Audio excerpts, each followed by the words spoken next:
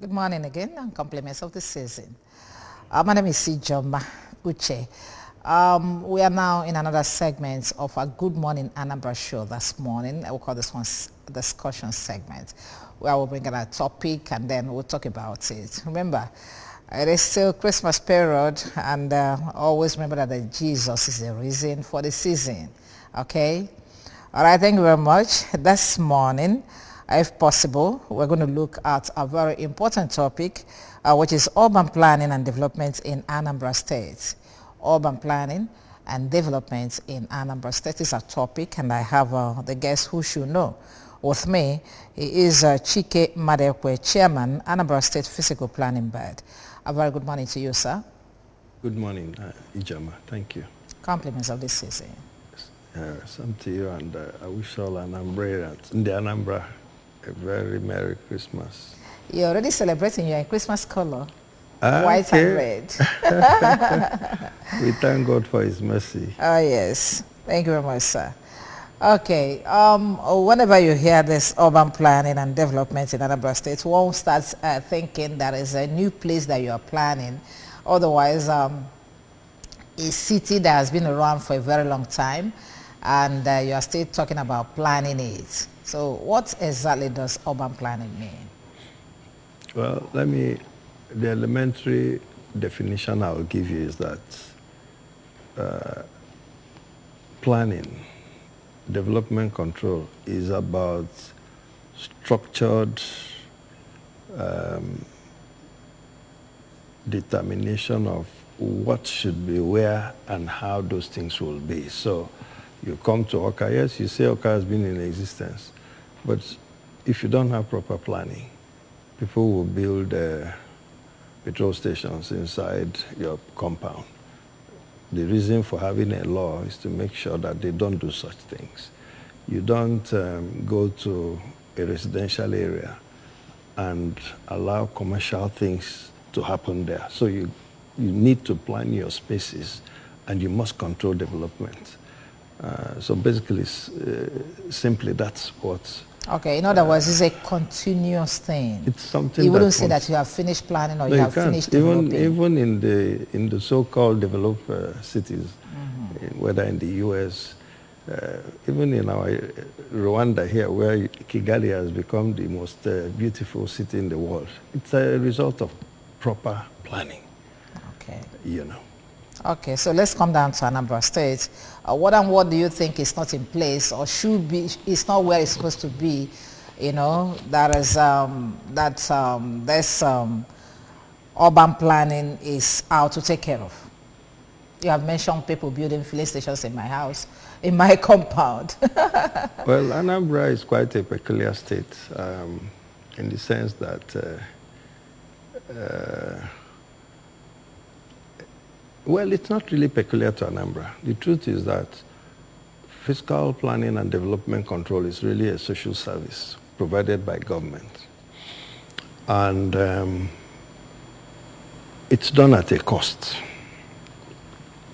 So every government is interested in making sure that those who build appropriate structures in the right places.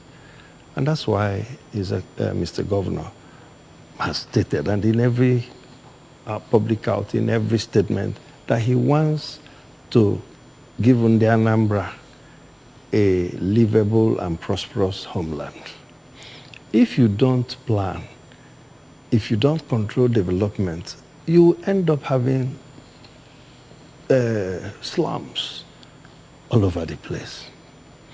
One of the challenges of fiscal planning in Anambra State is that maybe, I don't know why, but there's so much reluctance to do the right thing. So you need to enforce the law. There's so much impunity. And sometimes these things are done by people you would otherwise think, these are responsible and, big-time stakeholders. Sometimes they are the ones that they're not willing. People begin to build. The law says before you can begin any development, even if it's a fence you are putting, up, you must come and get a permit. The reason for that permit is for us to look at your structures, check the structural integrity of what you are doing, check where you are putting a site analysis, everything, to be sure that what you are doing will not become injurious to the general public. But you find a situation where people just begin and start building anything they want. Some people will even attach their own building to your wall without observing the setback that the law has prescribed. So this then brings what is a development control nightmare. Having to chase after people, we have staff. They need to go from one local government to another. Okay, we're still going to come to the challenge. Let's look at exactly what is happening here. That's one point you made now. I want us to elaborate on that. I remember while growing up, maybe while we were still in secondary school, one of my elder brothers will always say that the laws are meant for the masses and not for the bourgeois. Okay, and then you now pointed out that some of the people that are giving you guys this challenge are the people that are supposed to know, the well-to-do among the society. So could it be that money breeds impunity? Because in Anambra State we have money. It's difficult for you to get to every family. You won't see a millionaire there. Okay, so this may be why we are having this. Ego ne ase na government kwasi alo na ebe osi jeju ego ne mako na ebe aka nchole elu ya. So this attitude, I think, is an Anambra attitude, not just an Igbo man's attitude. Okay. Well, you hit the nail on the head, because one is you know, I told Mr. Governor once that the problem and challenge of fiscal planning in this state is impunity. So, I mean, you talked as if you are working with us. Impunity, simplicity. And I said to him that Mbaine, so when we were growing up, as a young boy, I would hear my father, and he's discussing with other elders, and you know, initially I was a bit, you know, until I found out that it was the highest level of evil that you can do. That's a simple thing. But that's the highest.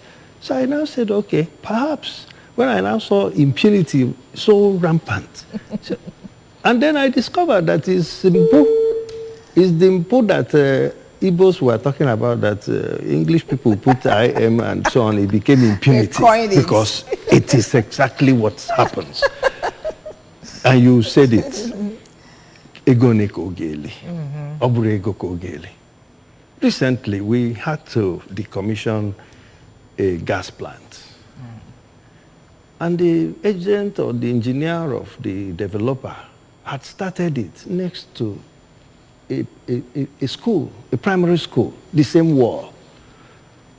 And he came and said, you see that we want to put this thing. I said, my people have marked it. Please go and remove it. What can you do other than to go and remove it? Of course, he didn't remove it. We went and took it out. So the impunity is so much. They don't want to pay anything. They just start building. And then when you come, my staff, and mostly they are women, they get beaten up. They get beaten up. That you came to serve stop work order and so on. The thugs in the place will attack them.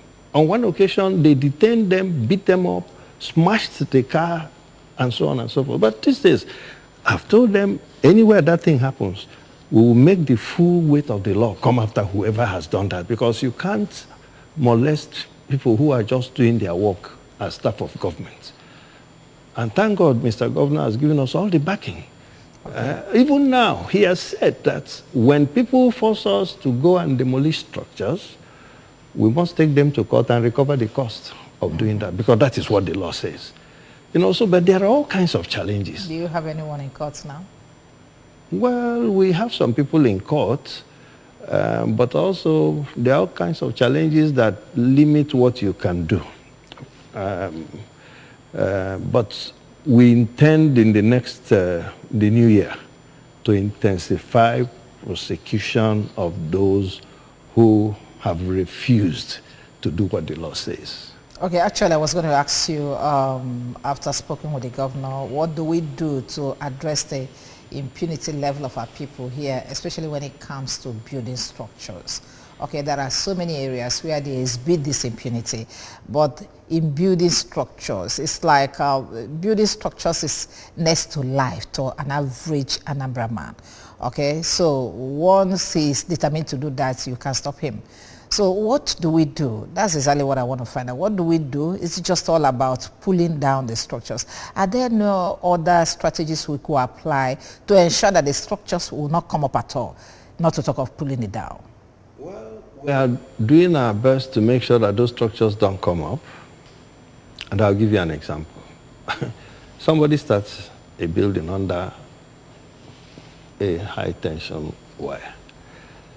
The right of way of EEDC is 25, on a 330 kVA, is 25 meters from the center. You know, there are three.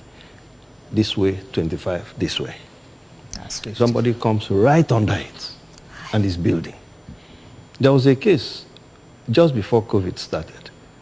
We were going on inspection. Now we saw somebody building right under the, so we stopped. Gave him notice, he was still at the foundation level. Don't do this. Stop work. Remove immediately. When COVID came, because we couldn't Everybody work, went home, yes. they built it night and day. Jesus So when we Christ. resumed work, we were going to nail it somewhere and came out so that the man had roofed the place. And from the, what is the correct name? Is it veranda or corridor or whatever? If you stand there, if you stand in front of the house and really stretch your hand, you can touch the high tension wire. Jesus Christ. So we stopped. Luckily that day we had a machine with us. We brought it down right there because we had given him notice not to put it. Mm-hmm. The next thing, the person's lawyer took us to the House of Assembly.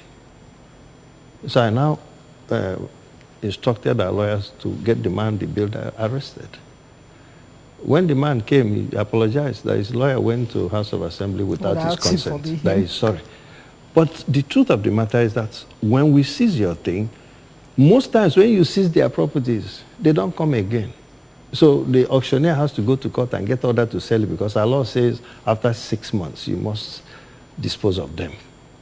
If you don't, you find a situation where there will be no space because every day you see these children, these workers go to work. When they are coming back, they are carrying all kinds of things confiscated. The person will leave you. Once you go, those are even the ones that are very kind. They will start again. The ones that are not will warn you not to come here, that if they see you here. The other day, they pulled a gun on us. Really? Yes. That bad? So it's a dangerous job to do. But what I keep telling my staff is, this job, it's a divine responsibility for God to give you the duty of planning a space. Mm-hmm. So please do it with the fear of God and don't oppress any man. And provided you don't oppress anybody. You know, they come and threaten us. The other day I got a call from some hooligan that said that I can see that I don't hear anything. I said, who's speaking? He says, commander of so and so place, that they will deal with themselves and their families. I said, well, I'm waiting for you. You understand? Mm-hmm. And most of them, when you track them, you find out that they're just hoodlums and hooligans that just these people just hire. Empty threats like that. Well, it's not empty. It's just that it's only God that protects people. It's not empty. They go around, plan all kinds of things. So because of some of the antecedents, we get this information and we report it. Okay. But God is the one that protects us. All right, we're going to come back to your the challenges that you are facing in this agency, because we'll have a whole lot of things coming up. But now, there's something I want to find out again. Apart from this supervision of the work, what to build and what not to build, are there other things that your agency do? Do you plan, do you build structures like building for the civil servants and a whole lot of things? No, that's Is it under your... No, that's not our responsibility. There is a housing corporation. Okay, fine. So what other things do you do? Other things we do, for instance, the law requires us to do structure plans. Okay. But the truth again is that the law has not been fully implemented because of lack of resources. Because to do those things, you need to engage the proper personnel, you need to engage, get involved in. Fiscal planning is not a local thing, it's a global thing. And the rules are the same everywhere. So when you go to Cape Town and you see Cape Town well planned, there are reasons why it's well planned. Our law says also that we should be able to redeem some blighted spaces. To do what? Redeem, if you go to a place, sometimes when we go to some places, it's difficult even to get into the place, some remote area. Okay. If we had money, the law says we can do some culverts and so on, as part of course, we plan, government, is responsible for planning layouts, approving layouts. And the estates, all these. And the estates. And recently, government has published the list of estates that are not approved because people just come because they have money, they go and buy big land, start building what they call an estate. Meanwhile, they are building a slum. So no provisions for a modern estate today must have provision for everything that makes life livable and that falls under your agency. Okay, let's look at it. Are there any other agency that is having a conflicting role with your agency? Otherwise, they won't just buy lands and start building. They may have been given approval by one agency or the other.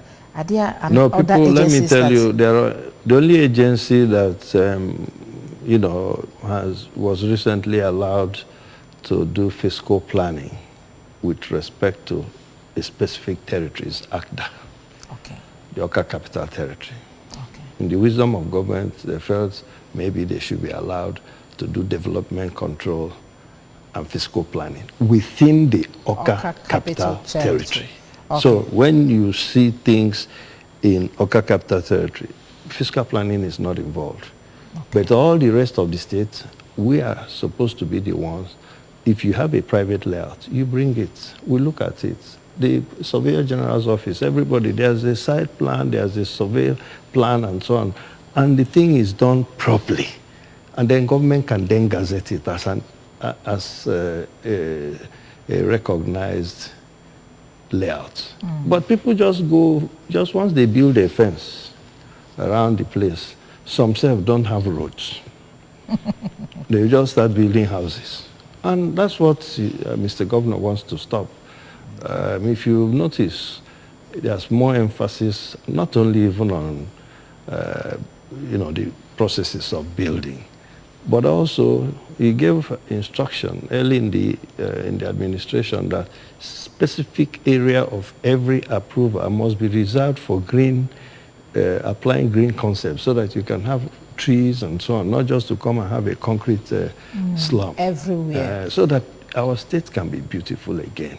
And that's what we are doing. And by the special grace of God, he's also promised to help us overcome the challenges that mitigate against us doing our work, which of course the major one is finance. If you go to do a demolition, we don't have those equipment. Every demolition you hire, if it's the one you hire, what is it called, an excavator. To hire an excavator for one day is about 515,000. Wow. Yes. And as diesel goes up, they will start giving you conditions that you will charge for a machine and a vehicle to carry, then they will charge you separate for diesel. The level of security personnel you need to move so that you don't encounter problem on the road is huge. And that's also, the logistic involved is also enormous, it's gargantuan. So it's not a very easy thing to do, but we thank God, Mr. Governor understands those challenges and he's trying to support so that he will achieve that objective of giving the Anambra a livable, prosperous, green homeland. Very beautiful. Now, I want to find out, ACDA is in charge of the, what do you call it, capital territory. Territory, yes. And then, does your agency extend to villages? Like if I want to build a house in Mayanobi, does physical planning come in to tell me how to build a house in Nanobi? Yes, because you are part of the state. Okay. I laugh because we hear that kind of story around some areas in the Demile North, Sigina and Niobia, or now in Kawano. The truth is, in that Aniobi, that you have neighbors. It is the responsibility of states to ensure that what you build does not encourage or inconvenience your neighbors. Okay. I've seen situations, this impunity we're talking about. In Obosi, for instance, somebody sold land that is a road. And the person that bought it started building and blocked people on both sides of the road. They couldn't drive out their cars. We were called. I came there, I was shocked. I asked the people, why did it take you this long to come and inform us? Because we can't be everywhere at the same time. Like we need vehicles to go to these places, and some are so remote. Why did you not tell us? They are afraid because now, as in way. So people left their cars. Big road state constructed. Big flats on each side. Somebody is building across it. Okay. So the people will be about, some packed out. Others kept quiet until one guy, just one person, and it takes one person to make a difference, said, no, it can't happen. Where did it happen exactly? Obosi? Yes. I know. They said, land, big road. So he came and told us, we sent people there, saw it, marked it for removal. I heard it. The day we came, some of the talks even were fighting with civil defense officials. But we had to bring it down. And that was when people's cars that they left in the house could be driven out. So it shows you that impunity we're talking about. The level is too high. In this state, whether in the most remote, my younger brother started building in the village. I called him. I said, please go to the local government and do planning. If they come to your place, they will carry everything and I will not talk to you. So go and do it. And he went and did it. So, Ndi mmadụ ga-apụta in many the other areas, I won't mention the areas so that they don't feel embarrassed. One particular place in Anambra, they have a lot of money. You know, kata somebody aluche as in Michigo access road. Don't worry if I get me. A blue problem. Ibia yourself. Far off can induce a threat in agi. But we are not afraid of these things. One of the things I am not afraid by...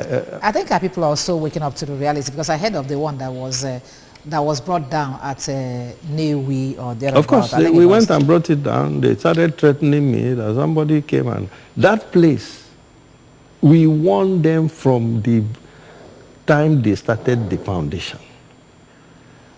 And one of the things I encourage my staff to do is, please, be very careful, do your investigations, make sure that what we want to do is appropriate and lawful.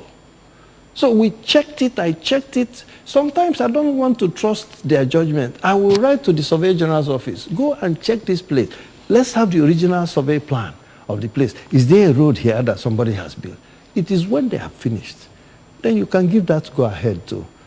There are times we go for demolition, and then I suddenly find out that the place we are going, on one occasion, somewhere not too far from here, the executive secretary there was irresponsible as far as I'm concerned.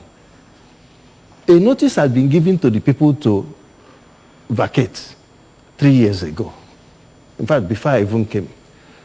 And then there were other places to be pulled down there. But they did not give this notice again to the people living there. 3 years, fine, yeah, it's okay. But I found out that there were new tenants in that house. And that's why most times I insist on going with them. So we came there, the woman came and fell in front of the excavator that they should kill her. And she just had a baby. Of course, we called off that operation. And I asked the guy, when did you give this notice? When did you give notice to these people to move out of this place? He says, the one that was given 3 years ago. So I said, you're irresponsible. It's wrong. You can't do that because the tenant does not know that there is a problem in this place. And where any assignment government gives us, they didn't give us the assignment to go and create problem for government. Thank you. Yeah, because if you go and continue to destroy people's things without justifiable excuse and so on, then you are creating problem for the government. You are pitching the government against the people. Okay, thank you very much. We're going to take a break to bring in some people that we talked to on the streets, and when we'll come back, this is a very difficult topic, but we'll still have to deal with it. Okay, do stand by, please.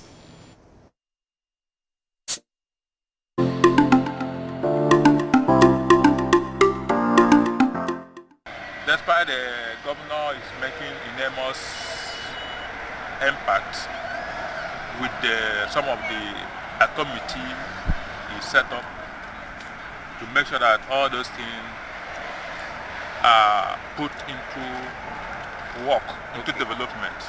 Some stakeholders within the rural area should be also included on partnership, but whereby the road to those places are not okay, whereby none of any company is situated in those places that surround the urban area. Because when we're talking about development, if we want development to be effective, then the map-up area that's involved should be included on whatever they are planning: industrialization, road network, pipeline water, and education. First, when you talk about urban planning, you need to have a plan first. I think that the successive governments should retain the plan, the original plan for Anambra State. Take for Oka, for instance. What is the plan for Oka as a town? Let us keep to that plan. No matter how rich the person that builds against the plan, we must destroy that house. That house must be destroyed, or that edifice must be destroyed to make way for the original plan. In a town like Oka, we should have amusement parks, we should have gardens, we should have trees, ornamental trees, flowers. See, so those areas should be marked out in the original plan, and that plan should be kept to. The successive government should keep to that plan. That is the solution.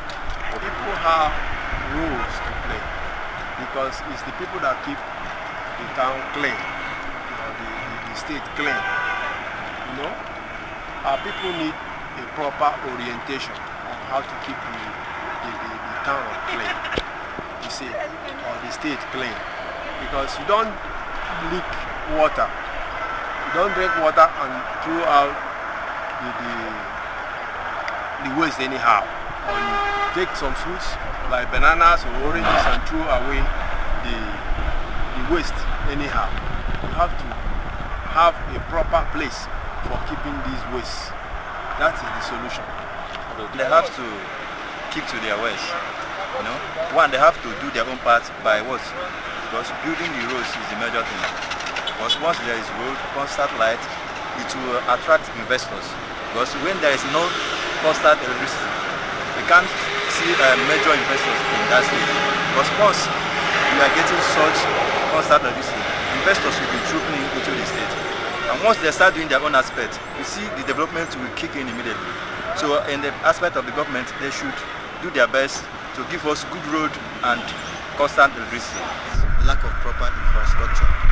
Like the government should actually provide good roads, ways of supplying good pipeline waters, electricity, and these are the things that will bring people to a particular settlement.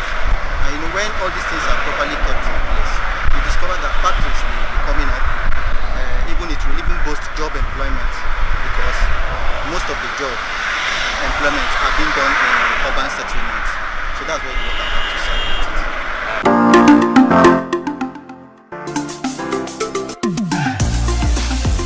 it. The people that we spoke to on the streets concerning the topic we're looking at today, urban planning and development in Anambra State. I think this is a very important one to everybody because we want to live in a very good environment.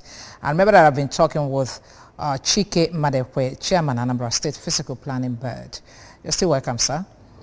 Yeah, we have touched a whole lot of things, but most importantly is my challenge. But before we get to that challenge again, before we get back to the challenge again, let me ask you, I've asked you your area of coverage. Does market, everything, inclusive? Everything that you are building, fiscal planning is all encompassing. Okay. It covers every aspect of life. Whether you are building markets, if markets are not well planned, there will be a tragedy waiting to happen. I've seen the markets that we went to the place and I recommended to the Ministry of Commerce, shut this place down because it will kill people. Mm-hmm. So whether you are building market, telecommunications, masts that you see, we are, the law says that we should regulate telecom infrastructure. So you can't come and put, there are different types of telecommunication masts. There are some that the emission level is very high. You can't put it next to a place where people are living. Mm-hmm. So we look at all those things in conjunction with other agencies. You see, the truth of the matter is that life is about planning. Everything you do in life, whether you are building your house, your shop, your hotel, transportation. And by the way, I've seen a lot of improvement in transportation management with the recent management in Atma. Okay. Many of the places which were congested have become easy. And you see, the government is not a disjointed enterprise. For government to work, there must be internal cohesion. And therefore, every agency must support one another. It's not a competition thing. So in fiscal planning, if you come for investment, the investor may need to have houses and so on. They need land. If it's government land, Minister of Land will give it. When they give it, the law says we must make sure that whatever they want to build is consistent with the plan and scheme for that land in that area. Okay. But sometimes people just think that fiscal plan is about going to, I remember one of the, is it Wazobia? I heard on news the other day. They were reporting our event and they called us, he said the Ministry of Kutus and Kwatus. And I called him and I said, but that's a very wrong thing to say. Imagine. There's a whole lot involved in planning, even before we get to the point of the Kutus and Kwatus and so on and so forth. That's a last resort. Oh, yeah, that's what he was saying. Okay, Kutus and Kwatus as a new word. Okay, talking about, you talked about collaboration, agencies collaborating with each other. I want to ask you, of course I've asked before if there's any conflicting role, and I want to ask, is there any agency you are collaborating with? Like what I heard recently about Korean, collaborating with a physical planning body. Is there anything like that? Well, now, in the past, we looked at the challenges of fiscal planning, development control, building control. In Lagos, they actually have a separate agency called the Lagos Building Control Agency. And it's a collaboration between the government and private sector. Because there's really no government that has enough personnel to control building development. In Anambra, we don't have it. So at a point, we decided to bring all the professionals in the built industry to collaborate with us. So the architects will be there. Any drawing that comes, we send to the Architects Registration Council. Do you know this person? Is he competent to do? I mean, you can't come, you're an engineer, you bring architect, and they want to build a 21-story structure, and they don't have a track record. Of course, that's putting the people in trouble. So recently, we were approached by Coren, and we were happy to collaborate with them because engineers, many houses that collapse, we find out that, I mean, the structure had no integrity. Structural integrity, no, it's not there. Then by the time it collapses, there's one that collapsed in Onitsha. Okay. First of all, we found out that some, what we call internal quackery, some agents, some staff of government took the plan to some quacks, signed for it. They started building because it wasn't done by professionals. The building collapsed and killed 5 people. Chai. I invited the developer to my office. Please, this is your file. Can I have the number of your engineer because it's not there? He said that his engineer is the one that died, is one of the people that died. Will I go and wake up the man from the land of the dead? Or call him. Of course, immediately after that, that was just before we started our registration portal, which is completely automated now. So when you come, all the things you bring, we upload. Okay. We must have the agreement between the developer and the engineer. We must have the engineer's registration and current status checked out. And that's why we decided to have some collaboration with Coren. Okay.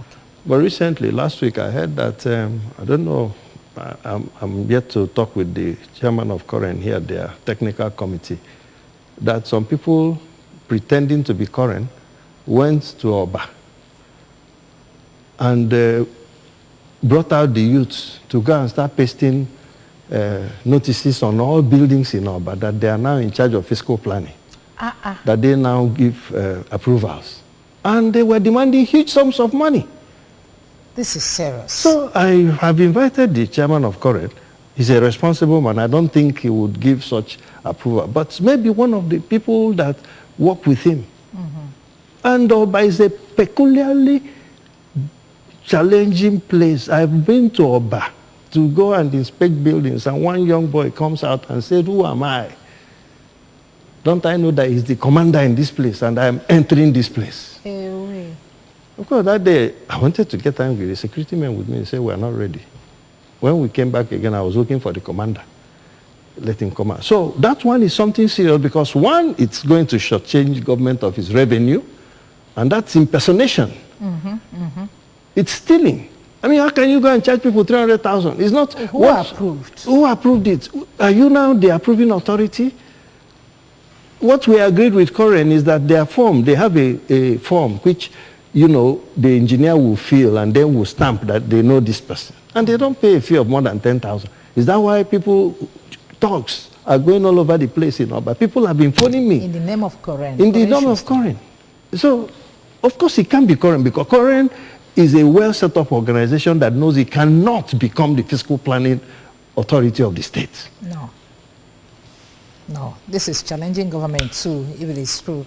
But then, just like you said, until it's properly investigated, then we'll be able to know exactly who is masquerading as Coren to do this kind of a dirty job. Okay, yeah, by way of rounding up, let us look at, if I want to build a house, Chike Madekwe, please advise me. How do I start? And then how do I go about it? Well, you want to build a house, it presupposes that you have land. Okay. If you don't have land and somebody wants to sell land to you, please find out, is it private land? Does the person have a title to the land? If it's government land, you must go to the Ministry of Lands. Because even now, before we give you approval on any land that is government land, you must get clearance that you are the owner of that land. Then, of course, once you have done all that, please go to our portal, www.ansppb.an.gov. If you enter there, you will find out the processes. Everything is listed, but you must have your ANSI number. You understand? So Once you go there, everything is listed. You must be owner of the land. What you are building, we must see the structural drawings, the architectural drawings. We must check the site analysis to be sure that, you know, you can't come and in 400 square meters, you build a 10-story building. Where will the people park? Now we're insisting now. Initially they said, Anambra, Nayade, when Adalo high rise. I told them, no, that's not true. We must have high rise. We need development. But we must make sure that those who are the engineers and all the people involved in that construction have the track record that they can do such a project. And we won't have problem afterwards. And we will not have problem. You know, so don't go and run away from responsibility. There are houses I've entered into, some of them public buildings, 5 stories, 4 stories, no lifts. So meaning that even physically challenged people cannot even walk in that place. So, I mean, we need to get a lot of things done properly. But like I said, a major issue is government has many things to do. So the financing of some of these things is a problem. And the only way we can do some of those things is to generate the revenue, which these people don't want to pay. Because of the portal we have put in place, we increase our revenue that we generate, we give to government. Many people think that the revenue we generate, we keep. No. Fiscal planning, when you come, they give you the planning rate. You go and pay it to the bank, pay direct. The government operates a single treasury account. So it's not us. And then at the end of the month, government gives us money to pay salaries and, you know, basic running costs. But beyond that, there is huge gap of what can be done if the finances are there. And that's why we are trying our best to increase our revenue so that government can do these things that need to be done and not, you know, sit back and be helpless. Apart from the revenue you're expected to generate, is your agency not captured in the budget? No, we're captured. Okay. Yeah, we're very well captured. That's why we get a subvention every month. Okay. Thank you very much. Then, apart from the financial constraints, is there any other thing that's challenging you that you want the government to address so that you'll be able to, your agency will be able to operate? You know, well, that one, every challenge we have brought to the attention of Mr. Governor. He's given us a lot of cooperation. So it's not something I'll come and say in the press here. Beautiful. Yeah, you mentioned this Korean pesting something in Oba. Before we go, I remember I had once sent you one picture of about demolitions in Oba. Is it part of what happened? Not, I got the same, people were calling me, including even commissioners. Are we doing any demolition in Oba? I said no. Okay. So what happened? I investigated. Yeah.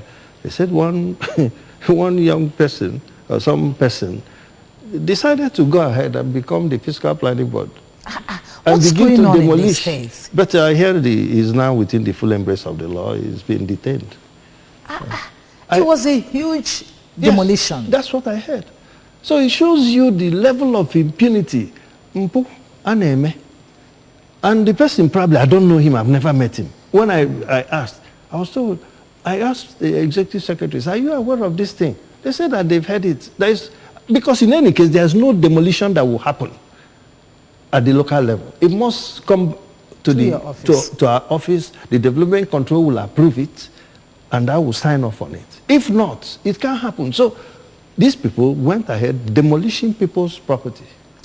Thinking, and yesterday I got a call. A judgment was given, an interlocutory judgment was given in Onitsha on some matter. And suddenly those same people went and brought people dressed in soldiers' uniform, because I tried to call the commander of the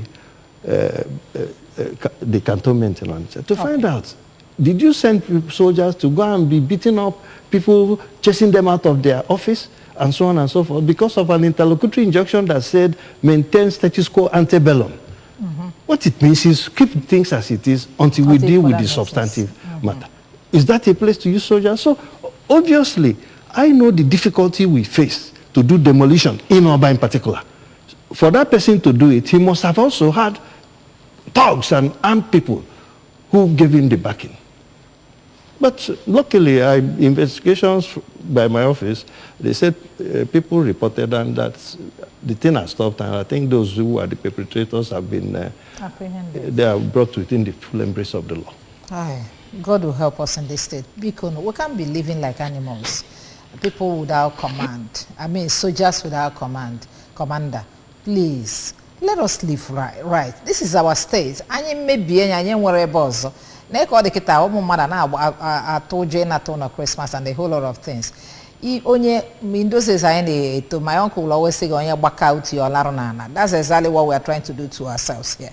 Definitely. Because, before we go, could you please felicitate with our people and advise them by way of rounding up based on you, because fan and now, they get one at ego, they get a lot of fun and this and that, because just advise our people and wish them Merry Christmas. In the Anambra, ekene m unu ma ndị bi n'ụlọ, ndị bi na izo, ndị nọ na diaspora. Ana m ayọ unu na tano rapụ na ibe a na-akọ na obodo adịrọ mma. Chukwu nyere anyị aka, gọvanọ na ife gbasara security o jiri egwu. So nwere ife ga-eme, enwekwa nke menụ, government will know what to do. So na tano ndị chọọ ịbịala ụlọ, unu bịa biko unu jenu na the right place. Where the appropriate authority to build. Anambra government and government everywhere, etc. Up commission di madike. O godilani ma. Only Siniagalu, a livable, prosperous, green homeland, mega city. On 18 years into practice. And maybe could go very soon. When you my broadband does Umakabains and Avatarave, Lagos and Atacha here. Cover ways to live the modern world. So all these things in there, so Anambra gadimma, obido go on icha, ne dozi on icha, na loser. Unu nata transport management a mega improve. With an investment and SIPA, a lot of good things. So let's all come back. Anambra bunkaika idozi. I want on a fiscal planning. We're doing a little bit in collaboration with all the agencies. Kaidi Shaw. Na inwe nyabu livable, prosperous, green homeland, megacities. And I walk here. Amen. Dalunu, happy Merry Christmas, Happy New Year. Thank you very much. And Oga Dila Anambra. Thank you very much, Mr. Chike Madekwe, Chairman Anambra State Physical Planning Board. Thank you for joining us this morning. Thank you. And I'd like to thank you for also watching from wherever you are.